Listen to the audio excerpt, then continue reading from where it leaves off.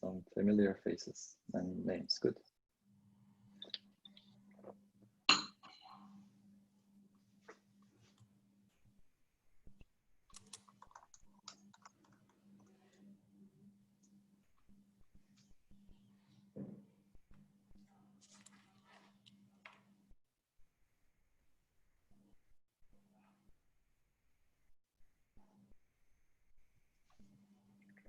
So sorry for this. I thought that it will go only to the attendee, but it seems like I've posted into the. So can they hear us now or not yet? Yes, your video is all right. Your video is all right. Okay. All right. So I think we shall just begin the session now. Mm-hmm.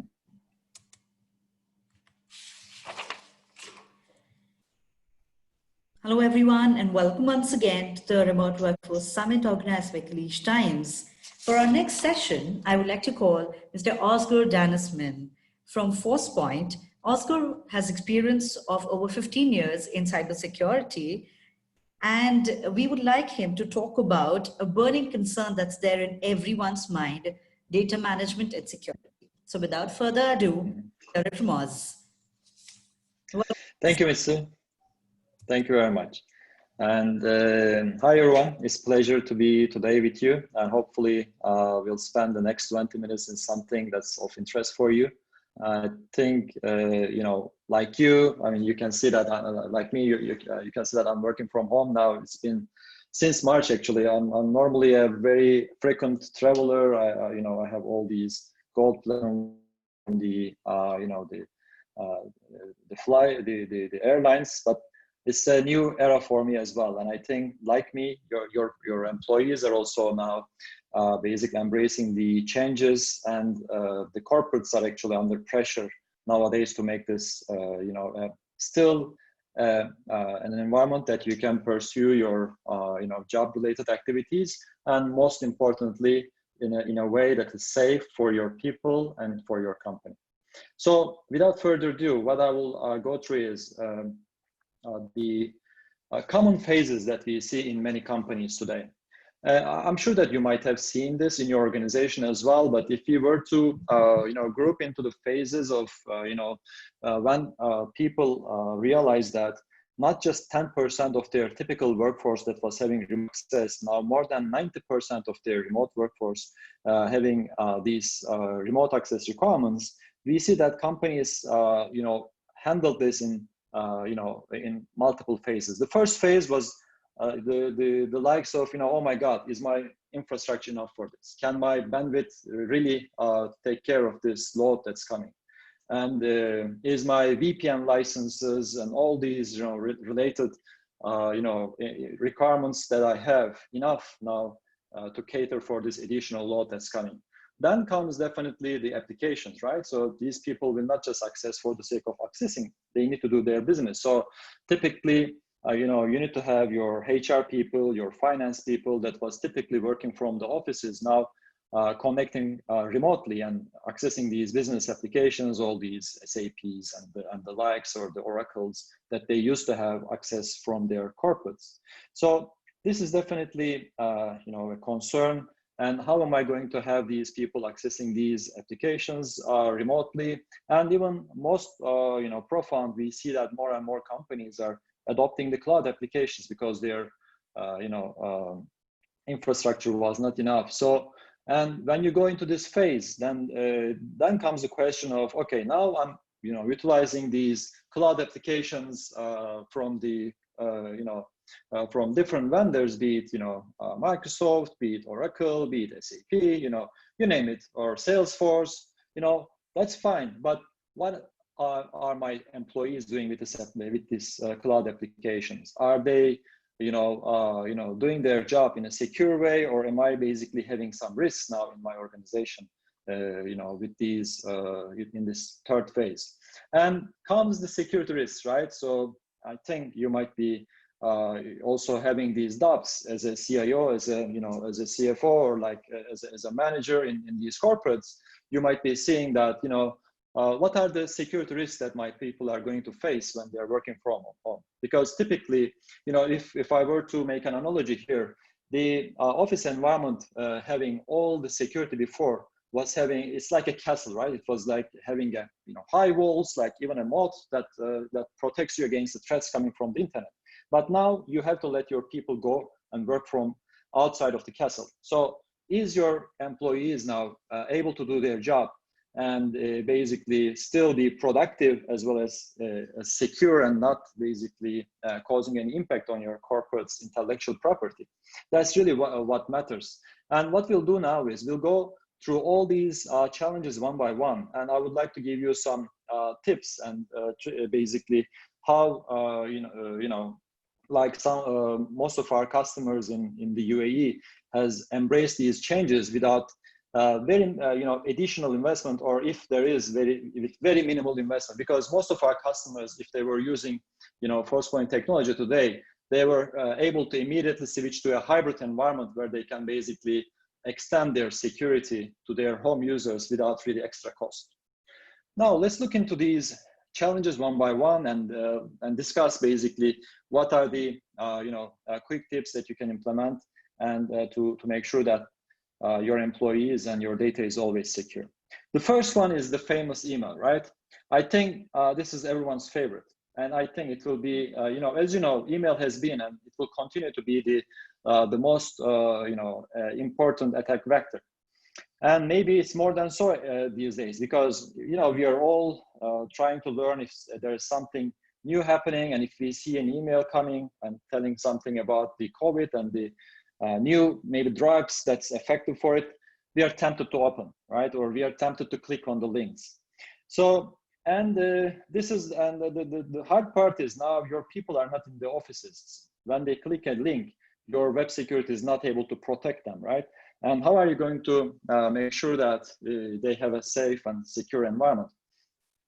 So, we need to also consider one other thing. I think, like me, you're also having similar challenges. I have two daughters working from home, and sometimes you need to keep them entertained and, happy. And you want to show some, maybe YouTube videos. And while doing that, it's always easy to, make sure that you clicked on a link that is really, secure. So you can't really be always cautious about clicking on the right link. So the technology should be there to protect us. So basically what we see is, the good news is nearly everyone had the email security before this thing happened, right? So since March, we're working from home. Before March also, we used to have the email security solutions.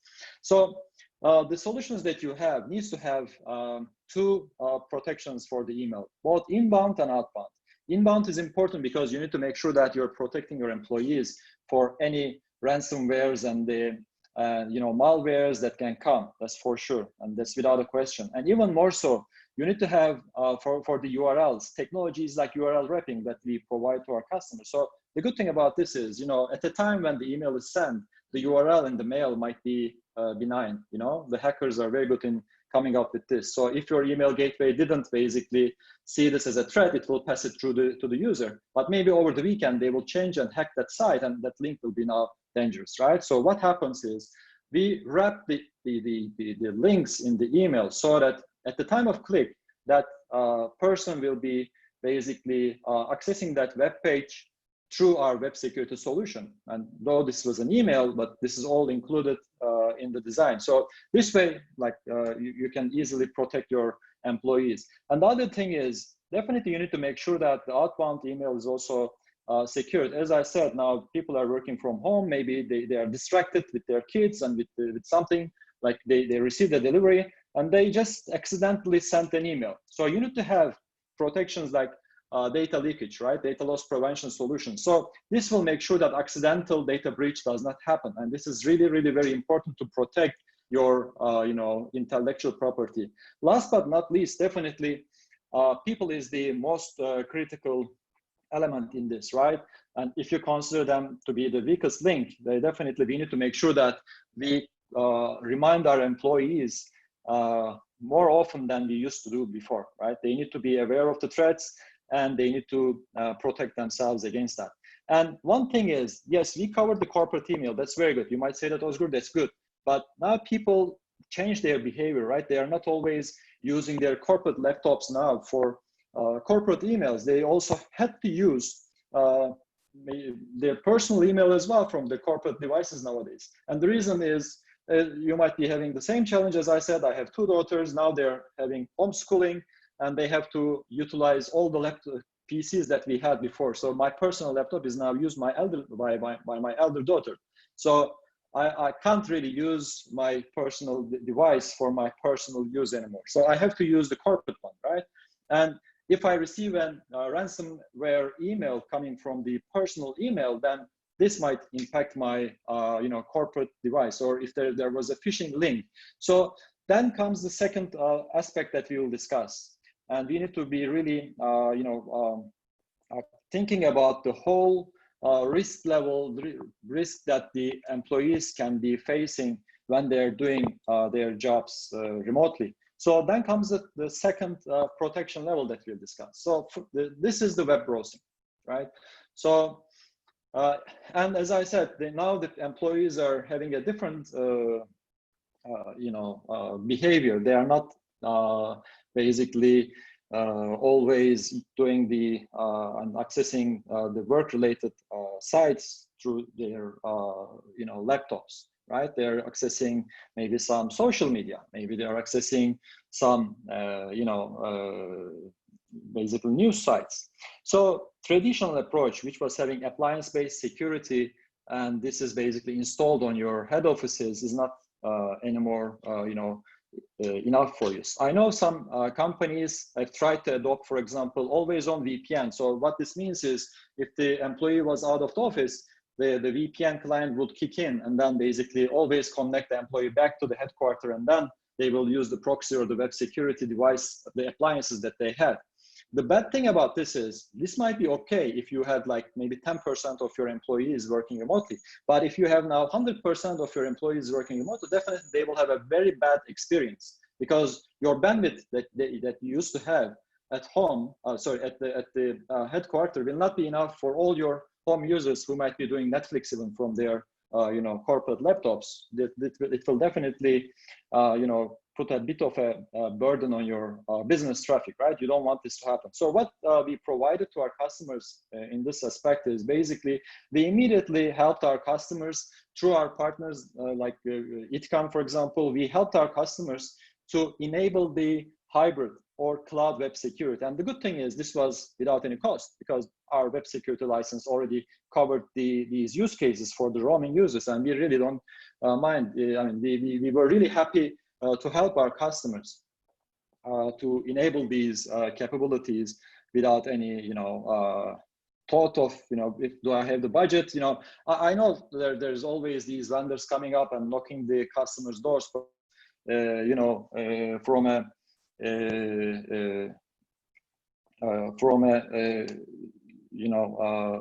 solution selling point of view. But this is not the right time to do that, right? Sorry, maybe I should just share this one more time. Apologies for this. No problem, Oz. No problem at all.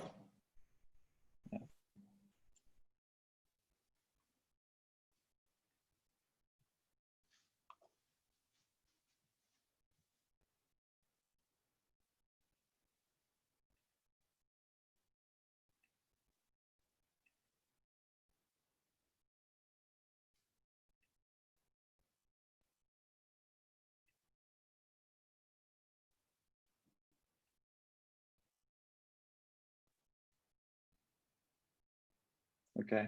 Hope you can still see the screen, right, Nitsa? Yes, I can, Oz. Yes. Okay. So basically, we need to have the platform ready really to enable your employees, even if they are not in the office, to have the same protection. And the good thing is, you still can use the same policies. You don't need to have a different policy. There's the same platform that you used to have for your corporate users, that when they were in the headquarters or the branch office, can now serve your users when they are roaming as well. And this was really in days time, we helped our many customers to enable and switch into this solution. And the good thing here is, again, I need to underline this part. You know, we had the data center in UAE, so for even government customers, they didn't have any worries because of the data sovereignty and the likes. You know, there's always a question of the cloud-based solutions. I know this is in UAE for some sectors like the banking, like the government organizations. This is always a concern. But the good thing is already ForcePoint has invested heavily in the UAE, and we believe in the region and the requirements. So it was really very easy for us to enable it, and immediately our customers were able to adopt those. Now, the second point that is really becoming more challenging is, how are you going to handle the data leakage when your employees are utilizing sanctioned cloud applications and even sometimes unsanctioned cloud applications, meaning their own file sharing applications and the likes. So again, another benefit of the technology that we had and we provided to our customers, basically, the customers were able to extend their DLP policies immediately to these use cases. And the endpoints, even if they were, they were not in the offices anymore, they were able to connect to the head office and get the policy and basically apply the data leakage requirements easily. And I have some examples to share as well in those aspects in the next slide. So basically what we need to do is, first of all, you need to check your DLP policies if they can handle data leakage, especially the low and slow movement of data, or maybe the drip DLP, because the employees are not anymore in your controlled office environments, they are at their home. We know that they don't want to do any harm to the organization, but still they are distracted, and these things can happen. Or if they were not sure about their future, maybe they're thinking that they might have a job risk, they might think that, okay, let me start copying the corporate and some customer data, or if he's a software developer, let me copy some of the source code that I've been working on. I know this doesn't sound right, but we are all human, and these things happen. So these kinds of issues will happen more and more when the employees are not in a controlled environment. So your DLP policies and the technology that you use should easily adapt to these. And I know that there are many cloud applications. Now you're keeping your data in the cloud. How are you sure that the employee is reaching to that cloud application with a corporate device where you have the DLP agent on? So you need to have something like a CASB solution, for example, to interfere that communication happening. Again, you don't need to do any changes on the end user with some of the technologies, and the basic end user is not aware that there's always a control in between, and we can differentiate this is a corporate owned device and this is a personal device. So in personal device, this this is a critical data. You should not be downloading this data to your personal devices. These things can be easily handled, and actually you should be handling these requirements. And if they were using, for example, copying a data and sending it to their personal email, for example, again, your endpoint will kick in and it will make sure that that is a sensitive document and the employee is not able to copy that data. Let's look into some examples now in the DLP implementations around the cloud application, as well as some other internal applications as well. Definitely, we see that employees are accessing to the network all the time with the VPN easily, right? And with this VPN that we will discuss now, when you're connected, you'll be able to easily access to your critical internal applications and reach the relevant data. And if you had moved to the Azure or AWS, like we have now the data centers in the region in UAE and in the surrounding GCC countries, your solution should be able to extend the capability to those platforms as well. So as ForcePoint, what we do is we have the next-gen firewall solution that the customers can utilize in their basically headquarters, as well as if they were having some private applications that they're hosting in the cloud, they can easily host it in AWS on Azure, and they should not have any worries. And even without the VPN, we can basically apply the security policies to the endpoints, because our customers can basically has the option to put their DL endpoint solutions, for example, in their DMZ, and through this secured port, they will always be getting the updates for their endpoint, DLP requirements. Now let's look into a very simple example here. We can control everything that the endpoints can do when they're, even if they were outside. And so one thing is, you might want to make sure critical information, for example, sensitive operations like snapshot is not allowed, right? So very easily you can select what type of application, data, if it's a sensitive data, if it is having some customer information, be it an Emirates ID or a credit card information, for example, we can identify those on the fly, and we can block critical operations, like not just copying this to a USB, but even taking the snapshot. We will not allow the employee to do those kinds of things, even if they are not in the office, right? And last point that I want to discuss is the access to the internal applications and the networks. So here, as you know, employees have different requirements. We have the administrators, we have the normal ordinary users, and typically for administrators, we generally use the VPN clients. So these require definitely VPN client installations, so that these people can access with TOD, with SSH clients, or with remote desktop clients to the some backend servers and do their administrative job, which is good.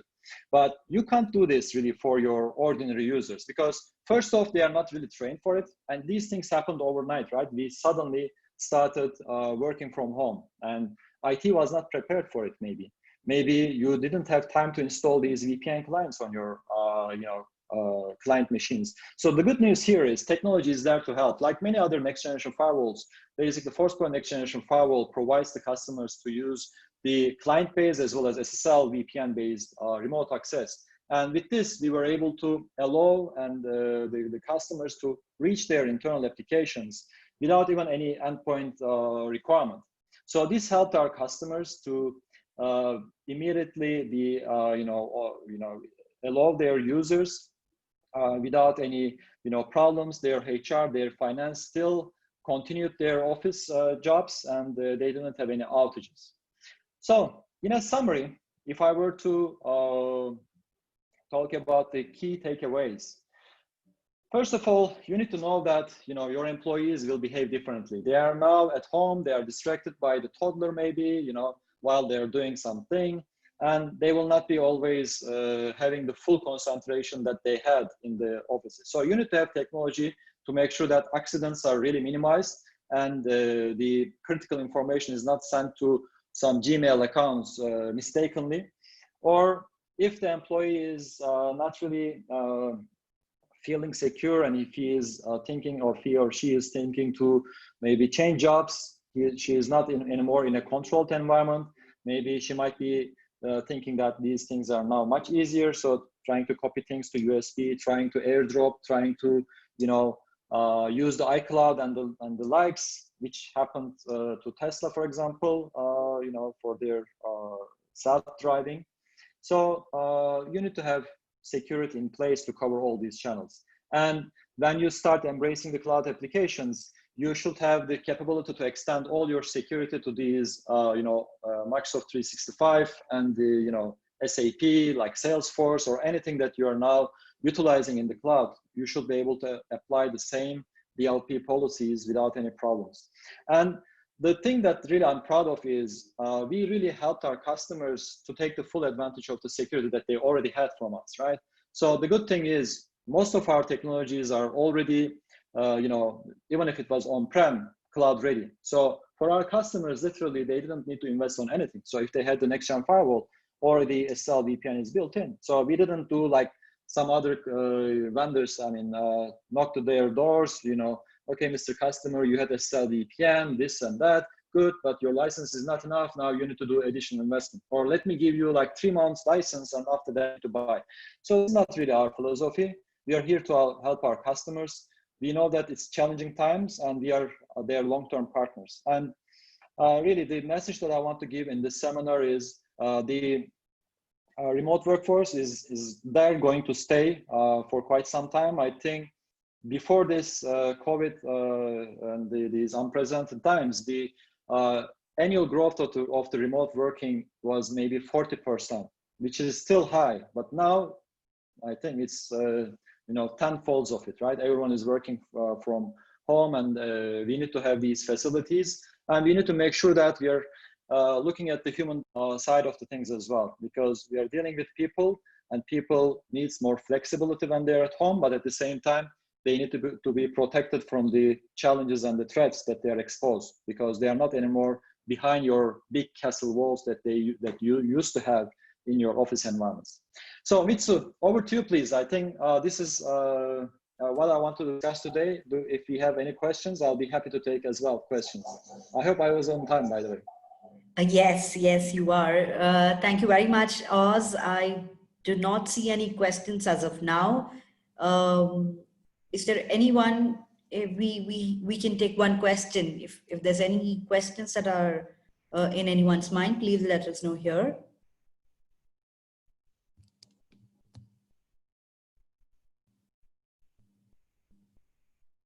We'll just wait for another 10 seconds, Oz, or Sure. Everybody would want to go for the lunch break. Okay.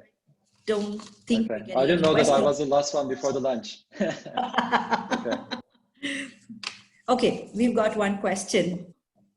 How do you see the security landscape in Africa versus the Middle East? In Africa versus Middle East. Okay, I think I can answer this, because as the director of emerging markets, Africa is also under my territory. It's quite interesting, actually. I can't really paint Africa in one color because every country has their own dynamics, to be honest. You know, North Africa is quite different than Kenya or the South Africa or Nigeria, for that matters.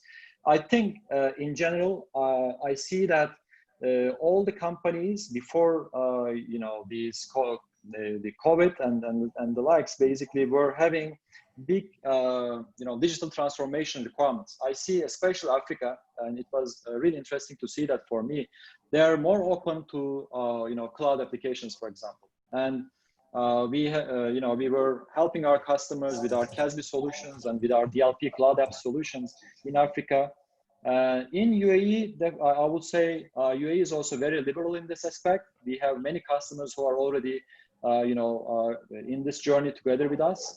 But maybe in some other, GCC countries, we don't see that much of a, push towards digital transformation.